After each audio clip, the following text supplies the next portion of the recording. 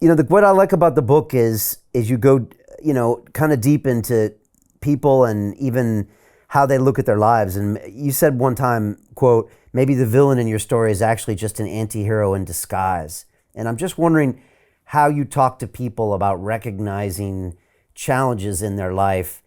And obviously we have a choice to kind of go into a victim narrative, which is the complaining narrative, or to read your t-shirt and say, work harder, or stop complaining and work harder. How do you talk about that? Because you grew up, you had a dad that was kind of like a super dad, but he struggled with alcohol. And then you had a stepfather who similarly did. My parents divorced when I was 7, and I got this real dose of, I had to be self-reliant. Like, I got this real dose of, no one's going to look out for you and you better figure it out on your own. Now looking back, I look at it as a great thing, but at the time, I made it hard on me. And I'm just wondering how you think about some of your past challenges and how people can look at some of the ones in front of them and maybe look at some of these things as great gifts that can forge them.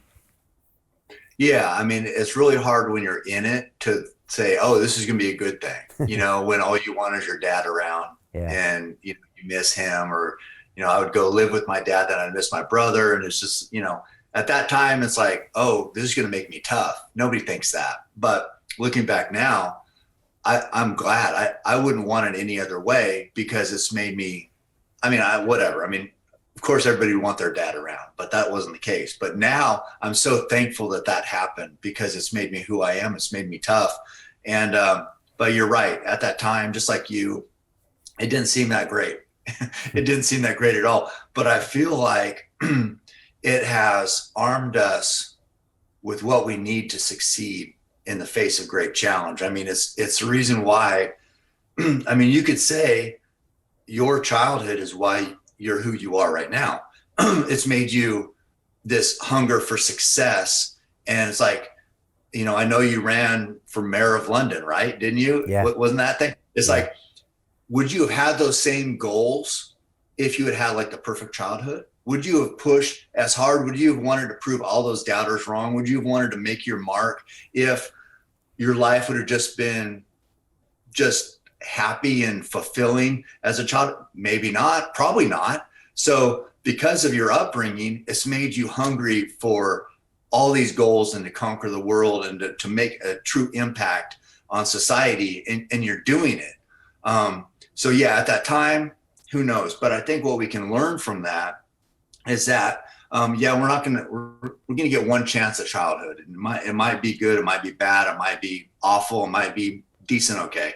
But what we can do is like just look at challenge and be like, yeah, this sucks right now, but I'm gonna get through this and I'm gonna be better prepared for the next one. And it's gonna make me better, and it's gonna make me hungrier, and it's gonna give me perspective that I wouldn't have had. So you can look at challenge and be like, yeah, this is difficult now, but it's gonna be all gravy at the end. It's going to be all gravy because I'm going to rise higher than I've ever been if it wasn't for this. So, I mean, I just think that that's how I've looked at challenge now. It's just like, yep, it's the way it goes. It's not going to, it might be a bump in the trajectory. It's not going to change it.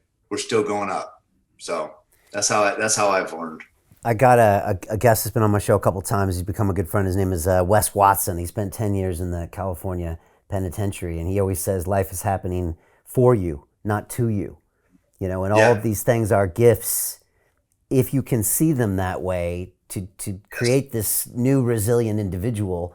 The problem is sometimes it's very hard to see that in the moment and to recognize, Definitely. wow, if I can get through this, I'll become the person that I could have never become without this villain, which is an anti-hero, which is a nemesis, which is maybe, your greatest friend somehow. Yeah.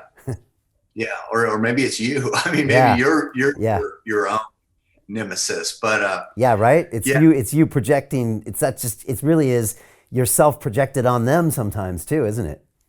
yeah, it is. And it's like a lot of times I've heard a lot of people say, and I've even said it myself, it's like if I could just get a break, just if I could just get one break. It's like you might not get a break. You're gonna have to make your own break. So quit waiting for that break and just get to work. I mean, it's I don't know. I don't know. I've had that before where I just need something good to happen.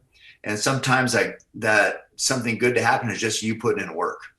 And so once you, like I say, if I go to bed every night and I know I've given all I've got to that day, that's a break to me. That's like I earned a break. I'm going to be better tomorrow because of what I did today. So it's not, you can't just wait for it, make it happen. Yeah. Make your luck. Yeah, this whole waiting for the break thing. It's funny, I got challenged to run an Ironman 70.3 a few years ago by John Joseph, the lead singer of the Cro-Mags, and I was training for it, and I got a bunch of people who were helping me at the time, and sometimes when you're in the middle of it and it sucks so much, you think, I can't go on. But then if you can make it through that, I'm sure you know this better than anybody, is that sometimes 5 minutes later, it's not that bad. It's like 10 minutes later, 30 minutes later, your knee stops hurting and you don't feel like you should have ate something, and you might have a brilliant moment. So sometimes it's just about keep going. It's not about I got to stop doing this or I need a break from this. Sometimes you just got to keep going and you transcend it somehow. Yeah, it is. It's like nothing lasts. Those challenges never last. I mean, it's kind of weird. It's like this is, I don't know what it is, but it's way more intense than what you were just talking about. But I was getting a lot of people they feel like they know you because of social media. I'm sure you get this all the time. I mean, I know that you break dance and I know all the stuff about you. So it feels like I know you better than I truly do. Well, because of that, people reach out to you and they want advice because they feel like they have this connection. And I was getting people who were contemplating suicide and they wanted me to help them what could I tell them? And I'm like, oh my God, I'm just a freaking bow hunter. What the hell do I know about any of this?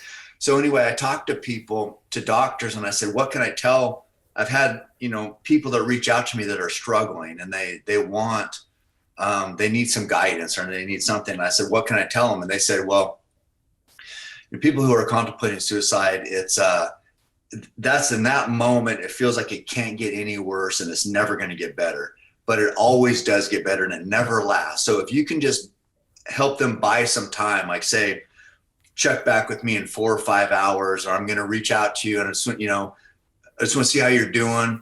Then in 4 or 5 hours, everything changes. I mean, you talked about how you're running in this race and your knee hurts and you're like, oh, that's it. I'm not going to be able to finish. And then, another mile down the road, the knee's fine and you feel good. Well, that's kind of I guess that's a good example of how life works too, because those people that contemplating suicide, they're at their depths. They can't get any worse. It's never going to get better. 5 hours later, it's like things change, perspective changes, their mental place changes. And it's like, okay, thank God they didn't make some decision when they're at their lowest, but that's how it is. If you just wait it out, and to me, how I wait it out is I just put in work. It's like, well, I'm having a shitty day. Maybe I'll just go on a run.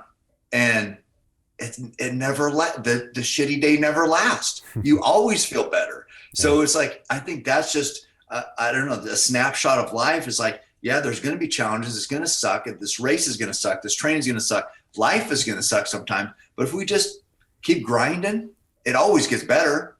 But we can't throw in the towel when we're at our lowest. You can't quit your race because your knee hurt. Then you're like looking back as that experience and like, why did I quit? It's never as bad as it seems. So I don't know. It's like, that's just kind of how life is funny that way. But yeah, if we just write it out, it's going to get better.